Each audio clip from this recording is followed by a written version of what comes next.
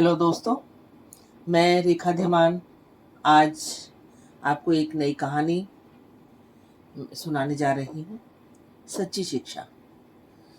हम जीवन में अपने आसपास बहुत सारी कहानियाँ सुनते हैं और हमें कोशिश करनी चाहिए कि उस पर हम अमल करें, यानी जो सुने उसकी शिक्षा पर ध्यान दें और अपने जीवन में उसको उतारने की कोशिश करें।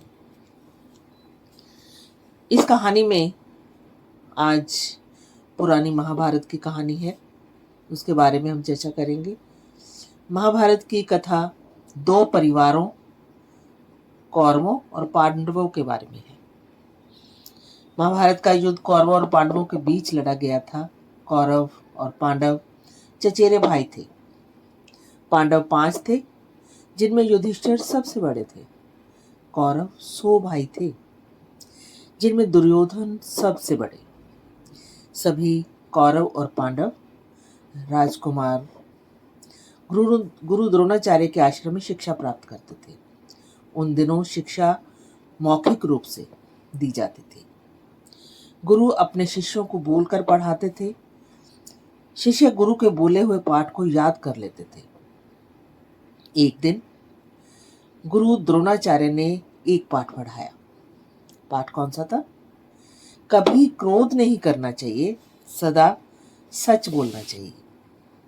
गुरुजी ने पाठ कई बार दोहराया ताकि सभी शिष्यों को याद हो जाए। अगले दिन सभी राजकुमारों ने वह पाठ सुना दिया, लेकिन युधिष्ठिर को ही पाठ याद नहीं हुआ था। गुरुजी के साथ साथ सभी शिष्य आश्चर्य से उनकी ओर देखने लगे। युधिष्ठिर ने सभी राजकुमारों को गुस्से से देखा और सिर झुकाकर खड़े रहे। गुरुजी ने युधिष्ठिर को पाठ याद करने के लिए कहा। दूसरे दिन गुरुजी के पूछने पर युधिष्ठिर ने कहा, क्षमा करें गुरुदेव, मुझे पाठ अभी भी याद नहीं हुआ है। अब सोचिए क्या हुआ। गुरुजी के चेहरे पर क्रोध झलक रहा था। उन्होंने कड़क आवाज में कहा, क्या तुम यह कहना चाहते हो कि तुम्हें एक पंक्ति का पाठ याद नहीं हुआ है? युधिष्ठिर सिर झुकाए खड़े रहे। गुरुजी ने फिर अगले दिन पाठ याद करके आने के लिए कहा। तीसरे दिन गुरुजी के पूछने पर युधिष्ठिर ने वही उत्तर दोहराया, क्षमा करें गुरुदेव, मुझे पाठ अभी भी याद नहीं हुआ है। यह सुनकर कौरव राजकुमार हंस पड़े।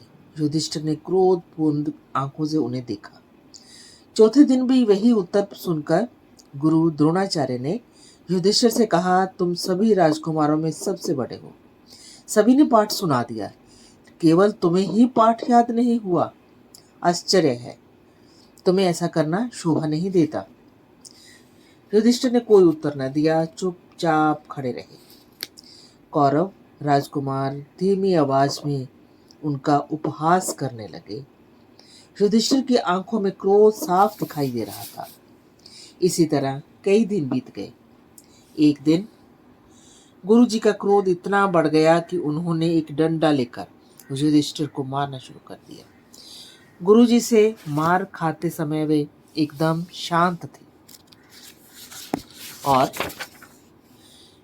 फिर क्या हुआ, गुरुजी को युधिष्ठिर की पिटाई करके बहुत दुख हो रहा था। उससे भी ज्यादा उन्हें इस बात की हैरानी हो रही थी कि युधिष्ठिर को छोटा सा पाठ याद करना क्यों मुश्किल लग रहा है और पाठ याद क्यों नहीं हो रहा है। युधिष्ठिर की पिटाई करके जब गुरुजी अपने स्थान पर बैठ गए, तब युधिष्ठिर उनके पास गए।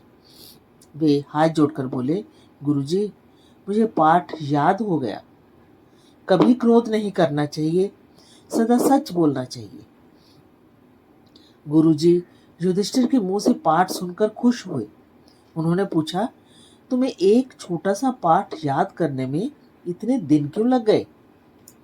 युधिष्ठिर बहुत विनम्रता से बोले, गुरुजी, आपने ही सिखाया था कि जो शिक्षा प्राप्त करो उसे जीवन में उतार लो।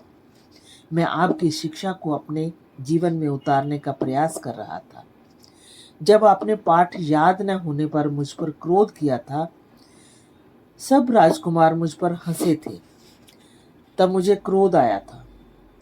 जब कौरव राजकुमारों ने मेरा उपहास किया था, तब भी मुझे क्रोध आया था। मैं असत्य नहीं बोल सकता था, क्योंकि आपने सदा सच बोलने की शिक्षा दी थी।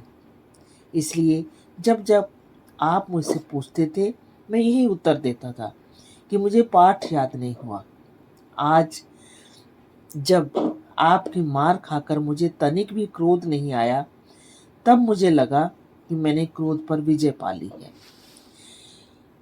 इस पाठ को जीवन में उतार लिया है, तभी मैं आपसे कह सका कि मुझे पाठ याद हो गया है। गुरुजी ने युधिष्ठिर को गले से लगा लिया और सभी राजकुमारों से बोले, सच्चे अर्थ में याद करना इसी को कहते हैं।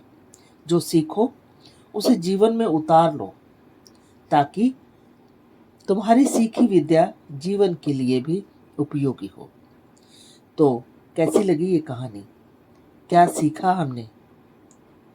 आज यही नैतिक मूल्य सभी के जीवन में होने चाहिए और यही अपनाने चाहिए। आप मेरे इस चैनल को सब्सक्राइब करना और इस कहानी को जो आपने इतने ध्यान से सुनी है, उस पर अपने कमेंट अवश्य देना। धन्यवाद।